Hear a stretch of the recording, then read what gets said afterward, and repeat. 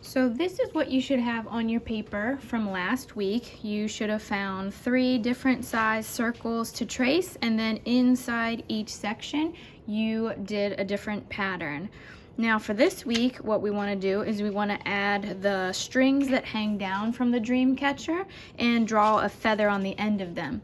This is the direction paper that I posted that you can look at on your Schoology. It's posted on there for you to look at and reference, but I'm going to go ahead and show you how to draw the feathers onto your dream catcher.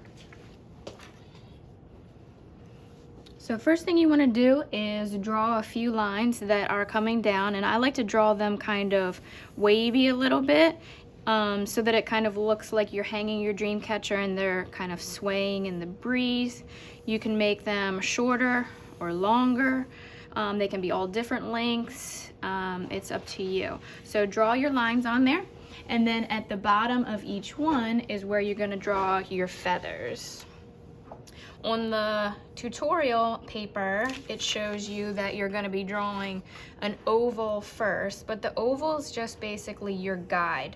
The oval is going to make it so that you know the size of your feather, and eventually you're going to be erasing some of those lines. So we'll follow the tutorial for the first one, and then we might just kind of eliminate that portion.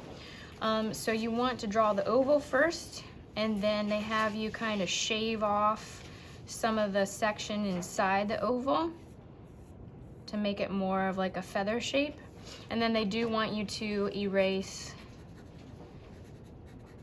the original oval so that you have the feather shape.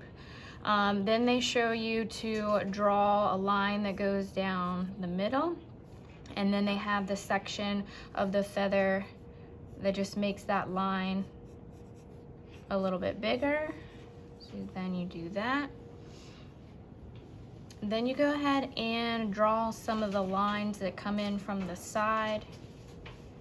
You have it like this. You just draw a few lines on each side. And you could even just stop there because it already does look like a feather, but if you want to make it a little bit more detailed, you can turn these lines into skinny little triangles.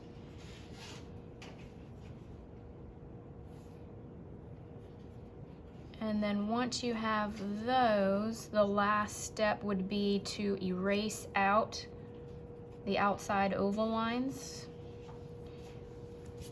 so that it doesn't necessarily look like a triangle. It's supposed to look like a little section of the feather that's like separated apart.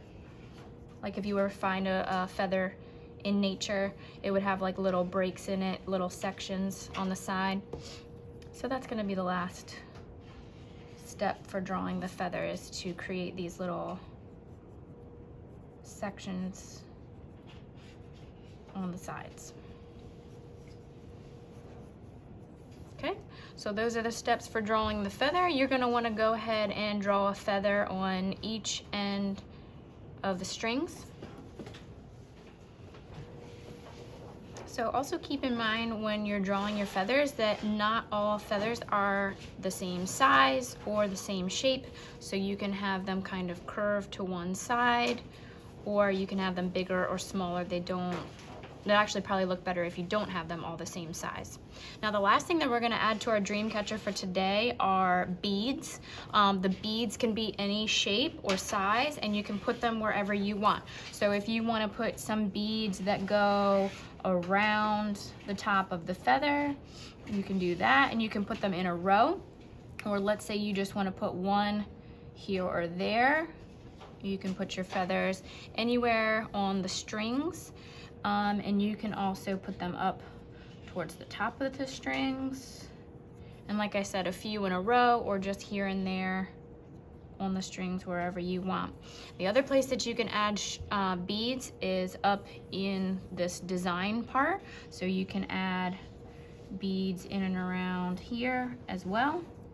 And they can be kind of like a rounded square almost, or they can just be little ovals or circles. You can add beads wherever you would like.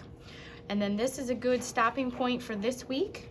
And then next week we're gonna do a color tutorial. I'm gonna show you step by step how to do different color techniques on your dream catcher.